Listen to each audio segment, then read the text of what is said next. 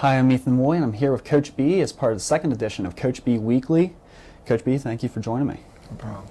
Now, since we last talked, you played 3 games, had a win against Point Park, a loss against Monmouth, and a win against Lafayette on Wednesday. Can you assess the team's performance in those first 3 games?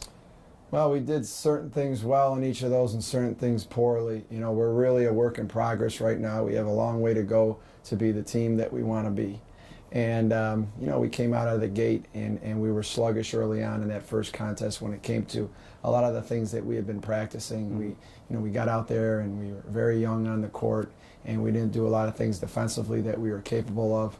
And when sometimes the ball doesn't go in the basket, you know, you gotta hang your head on your defense. And we didn't do a good job defensively of disrupting anything that Point Park was doing or Monmouth. And as we got into our third game against Lafayette, we did a very good job of causing turnovers. 27 turnovers.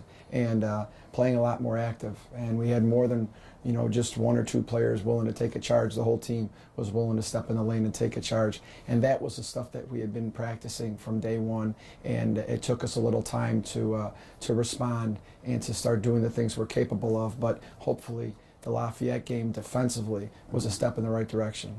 Okay, and you're in the middle of a 6-game road swing. Obviously, preparation's a little different from home and away. Can you just go into context a little bit more with how the prep is different between home and away? Well, you know, when you go on the road, you have to make sure that your focus remains as strong as it would whether you're sleeping in your own bed or you're playing on your own court.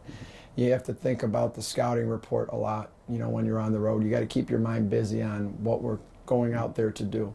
A lot of times when you travel, you know, we get distracted. We get distracted with whatever it is we allow to distract us.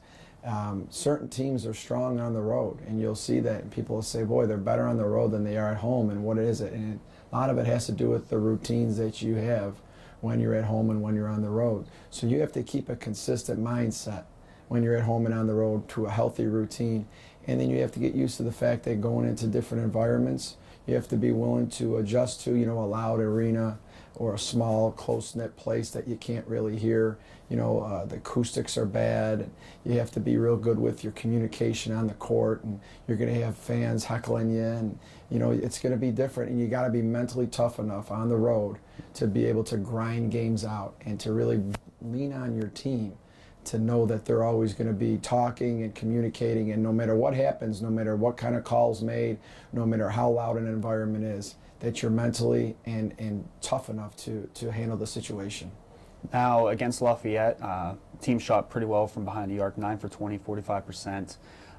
With players like Anna Nicky and Rebecca, among others, do you think that's going to be a focus for the rest of the season to, you know, get your open looks from behind the arc?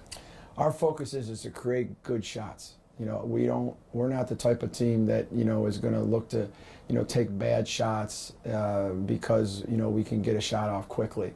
We're going to look to always create a good shot. If a good shot comes early or if a good shot comes after we work for it, that's our goal, is to create good ones. And I thought in the Lafayette game, those 3-pointers were due to the fact that they were good looks that we created through our offense and through our pushing of the ball down the floor or running a good read on the offensive end when we got into our stuff. That's really important for us, shooting the ball from the outside. And we just got to do a better job of when we get around the basket finishing. You know, we shot it well from the outside and we took good looks, but we also created some good looks around the basket. We got to do a much better job of finishing around the rim, because that's something that we had struggled at the last couple games. Okay. And Megan Smith, in particular, junior forward, she has gotten off to a nice start in her junior campaign, 13 points, 10 rebounds a game. Was one of your expectations for her in the early going to, you know, take more of a scoring role? Of course. I mean, Megan is the type of player at this stage in her career that we would expect to go out there and give us steady performances. You know, whether she's shooting the ball really, really well, or she's grabbing offensive rebounds and putting it back in, whether she's posting up well on the low block. We expect her just to be steady, whether, you know, the ball goes in for her first couple shots or not, to continue to battle and continue to be there for the team. You know, her effort, more than just shooting, is going to be important for us.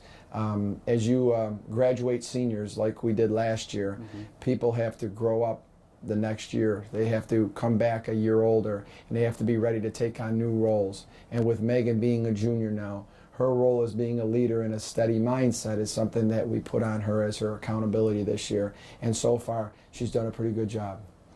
And lastly here, you have Kent State on Saturday, and then to continue the 6-game road trip, you have Vanderbilt on Tuesday, the following Tuesday, and then you're at the FIU tournament on Friday and Sunday. Obviously, you said your philosophy before is to focus on the game ahead of you. So can you give us a preview of Kent State and then maybe just some small previews of the other games? You know, Kent State is a close game, so we're able to obviously get out there pretty quickly, which is a little bit different for us. You know, when we've played on the road in the past and stuff, conference and the returning players, they're used to, having to travel and things like that to play on the road and getting there early. But Kent State's such a short travel, so we have to handle that different kind of routine of going out to Kent State, and they're a good team.